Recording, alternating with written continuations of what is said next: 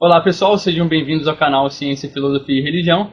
Hoje nós iremos abordar aspectos filosóficos da doutrina espírita. Ou seja, o que é o espiritismo? Bom, o espiritismo é uma doutrina que possui como bases a ciência, a filosofia e a religião. Mas antes da gente começar a abordar realmente os aspectos da filosofia do espiritismo, eu gostaria de fazer algumas ressalvas do vídeo anterior, né?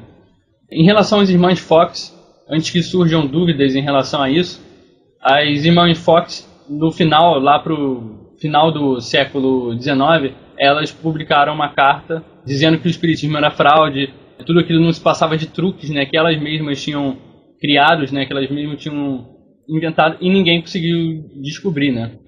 Mas, lá para frente, elas desmentem esse comunicado e dizem que, na realidade, elas estavam sendo pressionadas por questões religiosas. Parece que elas estavam precisando de dinheiro e um bispo ofereceu uma quantia para que elas desmentissem, né, o espiritismo. Ressaltando até também, fazer uma comparação, você falou esse caso das irmãs Fox, que elas foram pressionadas, só que o William Crook, que ele fez o inglês, ele também foi pressionado a desmentir todas as evidências que ele tinha, todos os experimentos. Exato, Vou lembrar. Né? Da Academia Real Britânica de Ciências, né? Isso é Royal Society, em Londres.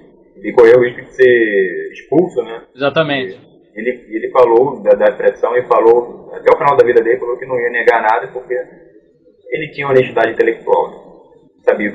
Exatamente. Ele falou, eu não tenho nada a desmentir dos fenômenos espíritas, né? Na realidade eu tenho muito a acrescentar ainda, porque ele realmente não pôde divulgar muita coisa dos experimentos que ele realizou, justamente por receio de perder a sua posição na Royal Society.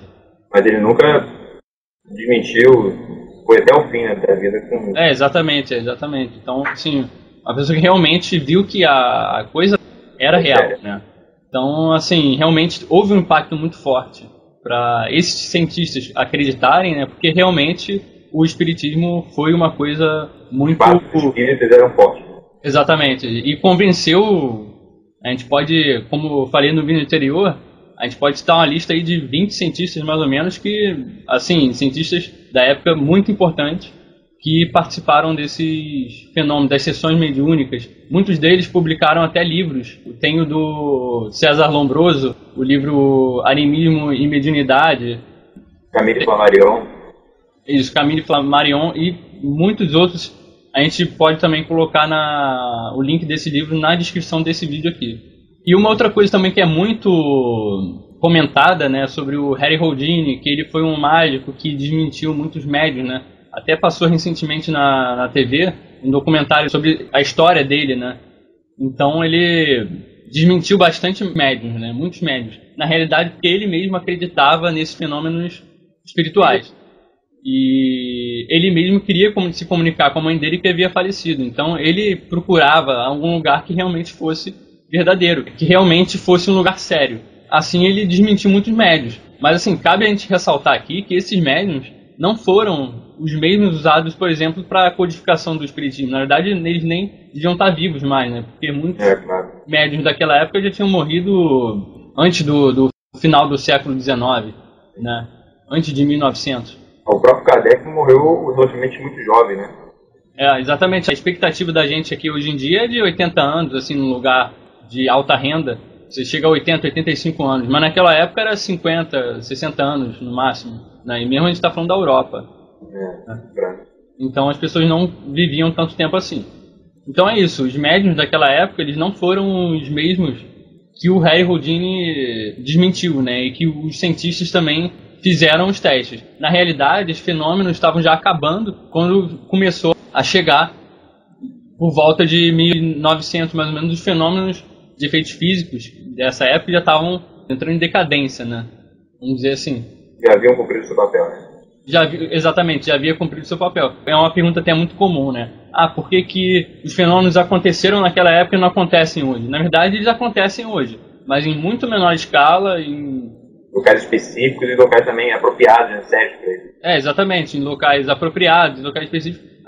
Até acontece, né, de muitos documentários mostram, né, lugares assombrados e tal, mas a quantidade de fenômenos desses que acontecem é muito mais difícil. Fora que hoje em dia o número de fraude que você tem é muito mais fácil de acontecer, porque hoje em dia todo mundo tem uma câmera, todo mundo tem um programa para editar, fazer edição, então é muito mais difícil às vezes de investigar, né, se realmente o fenômeno é verdadeiro. Né, o que a gente mais vê por aí são fenômenos fraudulentos, né, em vídeos do YouTube aí, por exemplo. Então essa pergunta, né, como o espiritismo já tinha surgido, então não houve uma necessidade dos fenômenos continuarem acontecendo. E isso é explicado pela própria doutrina, né? Por isso que hoje em dia a gente não tem na escala que estava acontecendo antigamente esses fenômenos. Bom, agora a gente falando sobre questão mesmo doutrinária, né, do espiritismo, ou seja, como o espiritismo funciona, né, como que é essa filosofia espírita, né? Bom, o espiritismo ele tem como base a ciência, a filosofia e a religião. Isso caracteriza o espiritismo como uma doutrina, ou seja, muita gente diz, o espiritismo é religião. Vamos dizer assim, ele tem um aspecto religioso, assim como tem um aspecto filosófico e um aspecto científico. Agora, ele não é aceito no meio acadêmico por questões de testes, como a gente já explicou no outro vídeo, por questão de não ser possível de reproduzir os mesmos fenômenos, como é possível reproduzir fenômenos materiais, da mesma forma. Mas isso não exclui o caráter científico dele, né? Apenas o distingue das demais ciências um objeto observado, né? Não é um objeto. Exatamente. Inanimado, que você possa repetir inúmeras vezes, né? Depende da vontade do espírito, né? Então, assim, realmente pode acontecer 100% das vezes, como pode não acontecer. Né? Abordando o caráter religioso do espiritismo, ele coloca Deus como sendo o ser supremo, né? Ou seja, um único Deus, uma religião monoteísta, e que esse Deus ele tem algumas características, sendo elas onipotência, onipresença e onisciência. Ou seja, Deus pode fazer, não absolutamente, mas tudo o que ele quiser. A gente não está falando de características que se entram em conflito, né, autocontraditórias em relação a poder, né? Ele não pode ter um poder que anule esse poder dele. Ou diminua, né? Ou diminua. A gente podia dar um exemplo prático, né, Léo? A gente podia falar, um exemplo, por exemplo, se ele pode tudo, ele poderia teoricamente fazer o mal. Mas ele pode fazer o mal, anula a qualidade dele ser, por exemplo, o espiritismo defende, né? Soberanamente justo e bom. Exatamente. Aí, ou seja, esse caráter da onipotência absoluta, ele é onipotente absoluto, mas dentro daquilo que ele é. Se por acaso for fora daquilo que ele não é, aí vai estar entrando em contradição. Exatamente. Então esse absoluto realmente é muito difícil de afirmar uma característica que seja absoluta em todos os sentidos que ela tem. Realmente uma coisa que vai entrar em contradição em algum momento. Então a gente fala desse absoluto em relação às características que pertencem ao que ele é. Deus também ele tem a onisciência, que é saber de tudo, ou seja, ele sabe, ele tem ciência de todas as coisas que estão acontecendo no momento, o que você vai fazer, ele sabe do futuro, ele sabe de tudo, a decisão que você vai tomar. Exatamente, né? Ainda mais por ele ser um ser transcendente, ou seja, ele transcende a tudo, transcende o espaço, transcende o tempo, e imanente também, ou seja, ele está em tudo, em todos os lugares. Isso, que é a onipresença, né? Exatamente. Se ele não pertence a lugar algum específico, nenhum ponto material, geométrico, se ele está para além do tempo, ele sabe tudo ao mesmo tempo, na mesma hora.